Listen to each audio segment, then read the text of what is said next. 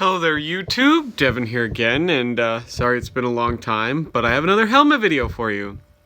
And this is on a Slovakian asr-97. Now this is Slovakia's kind of early composite helmet. They have transitioned away from this now to an ACH style of helmet, but this is their kind of early domestic helmet design.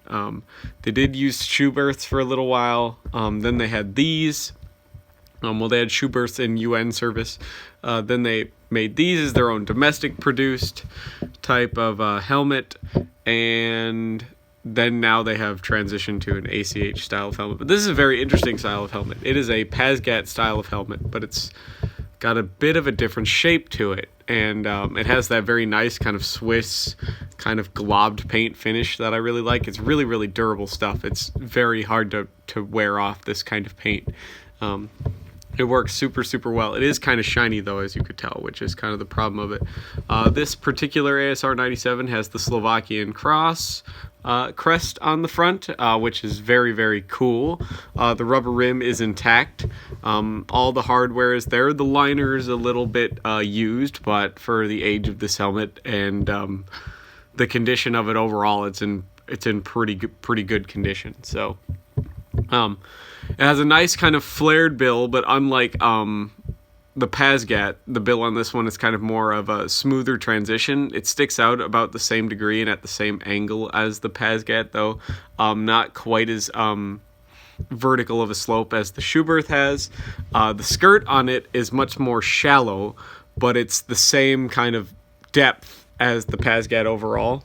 And it's a very wide helmet. It's wider than the Pazgat is, so it's flared out much more, and the taper in the back isn't quite as high to keep the helmet from biting as it is with the Pazgat. But it's still a very, very good helmet. This helmet doesn't really have the problem that the Pazgat has because the rim is flared out much more all the way around the helmet than on the Pazgat.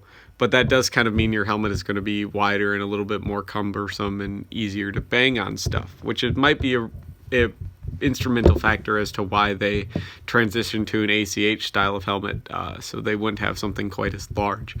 This is a relatively heavy helmet. It weighs a little bit more than a Pazgat. It's about the same thickness. It's made with the same type of construction. It even has the same kind of liner. It's that adjustable kind of that adjustable leather sweatband, and it's held in place with 6 positions in the shell, as you can see here. 1, 2, 3, 4, 5, 6, so 2 on each side and 1 in the front and back, that hold the suspension system in place.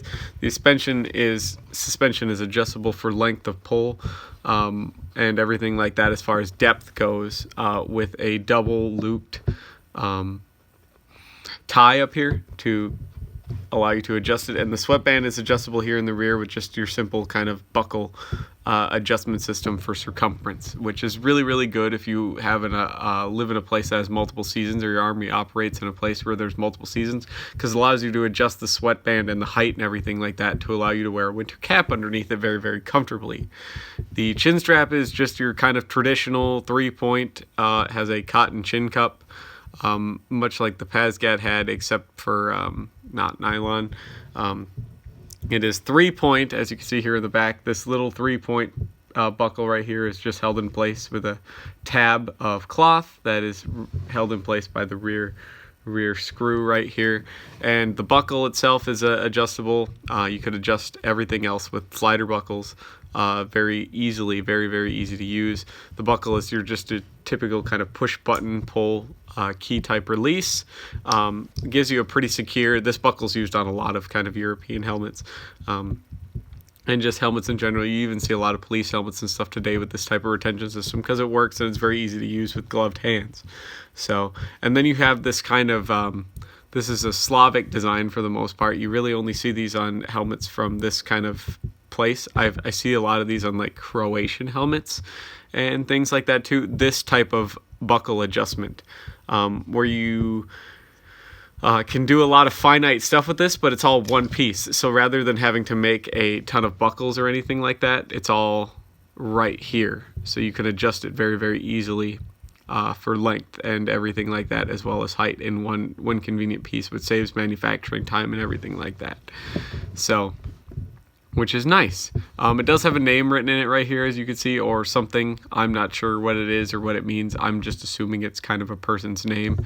But it's overall a really, really great helmet. It's one that I didn't have, so the liner's in, could be better condition. It's a little rusty and stuff like that, but it's all in one piece and it's all there, which is super, super nice, and I'm super, super glad to have.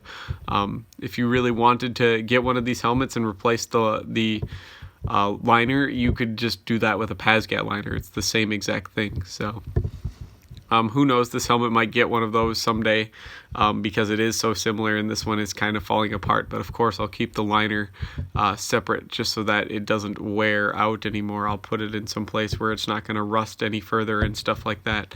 So, but hopefully you guys like this video, you enjoyed this type of thing. I'm not entirely sure on the exact years of service on this helmet. I'm guessing from 1997 to probably the mid to late 2000s, I would guess.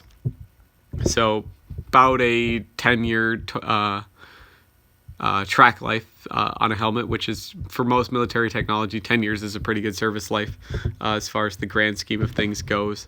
So hopefully you guys like this sort of thing, and you subscribe if you like this sort of thing as well. If you have any comments, suggestions for future videos, questions, or anything like that, user experiences, if you were in the Slovakian army, tell me what you think about this helmet, what you thought about it from an actual military perspective, having to use one. I'd very much like to hear that. If I have any Slovakian army personnel or former armor personnel in my subscriber base, I'd very much love to hear about your user experiences on one of these. And but until then, I will see you guys in the next video, and I'm once again very, very sorry for not putting a lot of videos out. I've been very, very busy and working on some other projects and stuff, so I haven't been doing anything solo for a while. So, but thank you so much for watching, and I'll see you guys in the next video. Bye.